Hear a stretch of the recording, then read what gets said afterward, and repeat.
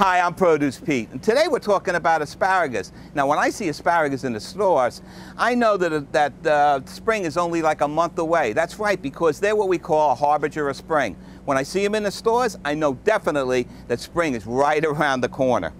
Now, when buying asparagus, I want you to look, we're going to talk about the green ones first. When buying asparagus, I want you to look for a nice long green asparagus. That's right, no white. You want it, the longer the green, the better off you are. I want you to look at the top of the asparagus too.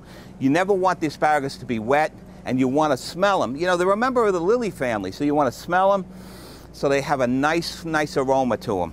Also, when you get the asparagus home, this is how Mom used to do it. She'd take the asparagus and she'd do this. Wherever it broke, that's when she knew it was nice and fresh, and that's where she knew which part that she was going to use. Now, she never threw this out because we didn't throw anything out. She used this basically for soup. So, asparagus also come in three different colors. They come green, they come a purplish color, and they come white asparagus. Now, the difference between this asparagus, as far as taste is concerned, they're basically the same. But the white asparagus, what they do is they actually take the asparagus, they bury it in the ground, and it blanches them, and it gives it this white color. Some people like the white ones, especially if you go to a fancy restaurant, they're always using the white asparagus. Now, I like the green asparagus because I'm a simple guy.